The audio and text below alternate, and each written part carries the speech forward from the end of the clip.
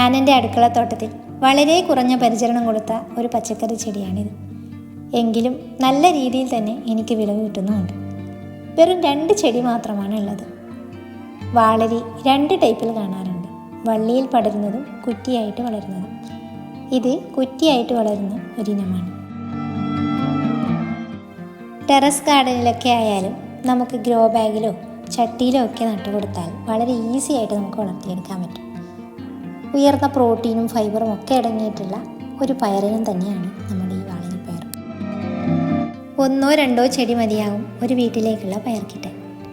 വെള്ളം കെട്ടി നിൽക്കാത്ത എവിടെ വേണമെങ്കിലും നട്ടുകൊടുക്കാം. ഒരു 40-50 ദിവസത്തിൽ നമുക്ക് വിളവ് കിട്ടും.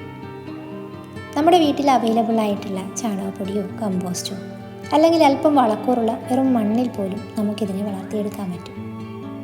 വലിയ വിത്തായത് കാരണം ഒരു 8-10 മണിക്കൂർ വെള്ളത്തിൽ കുതിർത്ത് വിത്തിടുകയാണെങ്കിൽ എളുപ്പം മുളച്ച് കിട്ടും. പറിച്ചെടുത്ത അമരപ്പയറിനെ നമുക്കിത് ഇങ്ങനെ ഒന്ന് കീറിക്കൊടുത്ത് അതിൻ്റെ ഉള്ളിലെ ഈ ഒരു ഭാഗം ഒരു സ്പൂണോ കത്തിയോ ഉപയോഗിച്ച് കളയാം. ശേഷം ഇങ്ങനെ മുറിച്ച് നമുക്ക് തോരൻ ഉണ്ടാക്കാം. കീടബാധ പൊതുവേ കുറവായിട്ടാണ് എനിക്ക് തോന്നിയിട്ടുള്ളത്. ഒരു മെയ് ജൂൺ അല്ലെങ്കിൽ നമുക്കൊരു സെപ്റ്റംബർ ഒക്ടോബറിലൊക്കെ ഈ പയർ നട്ടുകൊടുക്കാം. ധാരാളം പോഷകമൂലകങ്ങളും രോഗപ്രതിരോധത്തിന് ഏറെ ഗുണകരവുമായ പയർവർഗ്ഗ വിളകൾക്ക് ഒരു പ്രത്യേക സ്ഥാനം തന്നെയുണ്ട്. നമ്മുടെ ഓരോരുത്തരുടെയും അടുക്കളത്തോട്ടത്തിലും നമുക്ക് ഈ ഒരു വാളരിപ്പയറിനെ വെച്ചുപിടിപ്പിക്കാം. നിങ്ങളുടെ അടുക്കളത്തോട്ടത്തിന് ഉപകാരപ്രദമായ കുഞ്ഞു കുഞ്ഞു കൃഷി അറിവുകളും നല്ല നല്ല ടിപ്പുകളും ഒരു പ്രചോദനവുമായി ഓരോ വീട്ടമ്മയ്ക്കും കൂട്ടായി ഞാനുണ്ടാവും കൂടെ. നന്ദി.